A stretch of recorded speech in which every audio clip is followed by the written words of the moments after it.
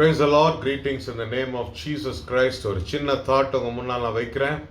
அது நீதிமொழிகள் 28ஆம் அதிகாரம் 13ஆம் வசனம்.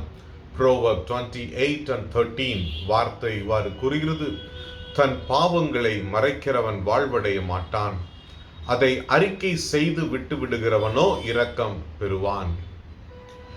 ஆண்டவராகிய கர்த்தர் நமக்கு ஒரு ரகசியத்தை கொடுக்கிறார். பாவங்களை மறைக்கிறவன் வாழ்வடைய மாட்டான். ஆங்கிலத்தில் ரொம்ப அழகா கொடுத்திருக்குது, those who cover sin will not prosper. If you really want to prosper, confess your sin. Those who cover their sin will not prosper. இன்னைக்கு நம்ம வாழ்ற வாழ்க்கையே நாம் செழிப்பாக வேண்டும், முன்னேற வேண்டும் என்பதற்காக. We are just working hard because we need to prosper. But the word of God is telling, if you cover your sin, you will not prosper.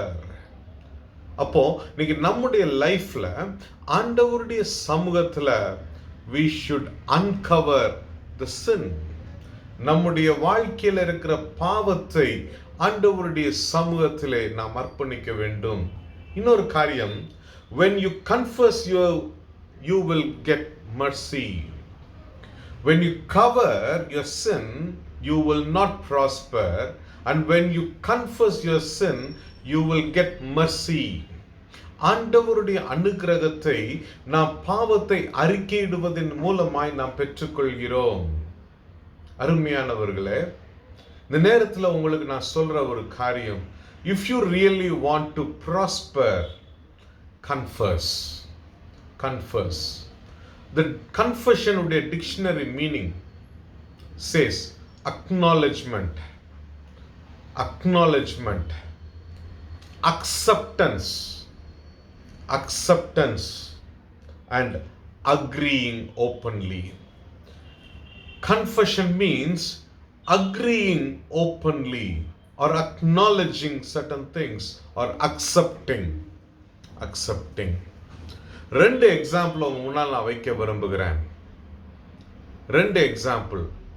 ஒன்று, எக்ஸோடஸ் யாத்ராகமம் 9ஆம்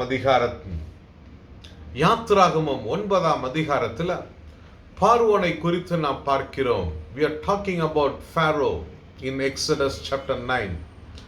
மோசே இஸ்ரவேல் ஜனங்களை வழிநடத்துவதற்காய் பார்வோனிடம் பெர்மிஷன் கேட்கிறார்.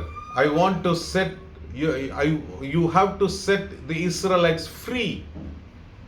இஸ்ரவேல் ஜனங்களை நீ விடுவிக்க வேண்டும், நான் அவர்களை வழிநடத்த போகிறேன் என்று சொல்லி மோசே நிற்கிறார். ஆனா பார்வோனோ இருதயம் கடினம் உள்ளவனாய் இருந்தபடியால் அவர்களை விடவில்லை. ஆகவே ஆண்டவர் வாதைகளை கொண்டு எகிப்தை வாதித்தார். God sent plagues and in the midst of the Egyptians. நடந்தது என்ன?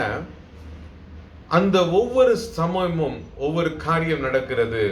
பெரும் கல்மழை பெய்கிறது. பார்வோன் மோசேயுடைய சமூகத்துல வந்து சொல்ற ஒரு காரியம், 27ஆம் வசனத்துடைய ஒரு பகுதியை நான் வாசிக்கிறேன். நான் இந்த முறை பாவம் செய்தேன், கர்த்தர் நீதியுள்ளவர். பார்வோன் மோசேட்ட சொல்றாரு, நான் இந்த முறை பாவம் செய்தேன். He is confessing that he has sinned against God. நடந்தது என்ன? பார்வோன் இஸ்ரவேல் ஜனங்களை நான் அனுப்பி விடுகிறேன் என்று சொல்லுகிறான். அந்த வாதை அவர்களை விட்டு நீங்கும்படி மோசே பிதாவினிடத்தில் விண்ணப்பித்தார். அந்த வாதை, the plague has get out of that Egypt. எகிப்திலே இருந்து அந்த வாதை விலகப்பட்டது. நடந்தது என்ன? பார்வோன் இருதயம் கடினப்பட்டது. தமிழ் அழகா சொல்லுவோம்ல, வேதாளம் முருங்க மரத்துல ஏறிடுச்சுன்னு. அதே மாதிரி he confessed when there is a suffering. ஆனா அந்த சஃபரிங் வெளியில போன உடனே அவன் பழைய வாழ்க்கைக்குள்ள போயிட்டான், பழைய மாதிரி போயிட்டான். இஸ்ரவேல் ஜனங்களை அனுப்பவில்லை.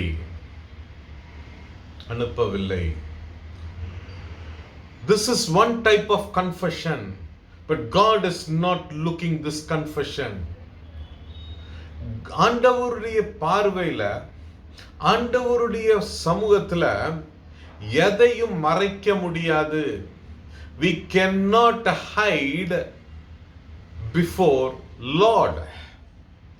பார்வோன் இஸ்ரவேல் ஜனங்களை விடுவிக்கிறேன் என்று சொல்லி சொன்னான். But God knows that he will not. And that is why God, I believe that God has not accepted his confession. முடிவு என்ன நடந்தது என்று உங்களுக்கு எனக்கு தெரியும்.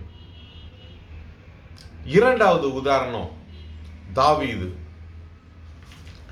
2 சாமுவேல் 11ஆம் அதிகாரம் 12ஆம் அதிகாரத்தை பார்க்கும் பொழுது தேவன் நாத்தானை கொண்டு தாவீதுடைய சமூகத்தில் எச்சரிப்பை கொடுத்தார். தாவீதோ ஆண்டவருடைய சமூகத்தில் முகங்குப்புற விழுந்து, நான் ஆண்டவருக்கு விரோதமாய் பாவம் செய்தேன், I have sinned against God அப்படின்னு சொல்லிட்டு முகங்குப்புற விழுந்து அழுததை நான் பார்க்கிறோம். அந்த அறிக்கையிடுதல், the confession has come out with a song, is Psalms 51. அவருடைய அறிக்கையிடுதல் ஒரு பாடலாய் சங்கீதம் 51 வெளிப்படுகிறது. சங்கீதக்காரன் சொல்றாரு, என் தாய் என்னை பாவத்தில் கற்பம் தரித்தால், இதோ இருதயத்தில் உண்மை இருக்க விரும்புகிறேன். தேவரீர் சுத்த இருதயத்தை என்னில் சிருஷ்டியும், நிலைவரமான ஆவியை என்னில் புதுப்பியும். அழகா பாடுறாரு. இதோ உள்ளத்தில் உண்மை இருக்க விரும்புகிறேன், நீர் என்னை ஈசோப்பினாலே சுத்திகரியும், அப்பொழுது நான் சுத்தமாவேன். சுத்த இருதயத்தை என்னில் சிருஷ்டியும். என் தாய் என்னை பாவத்தில் கற்பம் தரித்தாள், இதோ இருதயத்தில் உண்மை இருக்க விரும்புகிறேன் என்று சொல்லி. The confession of David, ஆண்டவருடைய இருதயத்துக்கு ஏற்றவனாய் காணப்பட்ட தாவீது. பார்வோனும் அறிக்கையிட்டான், தாவீதும் அறிக்கையிட்டார். தேவன் தாவீதுடைய கன்ஃபெஷனை பார்த்தார். என் இருதயத்துக்கு ஏற்ற தாவீது என்று சொல்லி அவனை பாடுகிறார். ஆனா பார்வோனுடைய கன்ஃபெஷனை ஆண்டவர் ஏற்றுக்கொள்ளவில்லை என்று சொல்லி நான் நினைக்கிறேன். அருமையானவர்களே, இன்னைக்கு நம்முடைய வாழ்க்கை, நம்முடைய கன்ஃபெஷன் எப்படி இருக்கிறது? Just think how our confession is. Is our confession is like Pharaoh or it's like David? பாவத்தை மறைக்கிறவன் வாழ்வடைய மாட்டான், அதை அறிக்கை செய்து விட்டு விடுகிறவனோ இரக்கம் பெறுவான். God bless you. God bless you. Amen.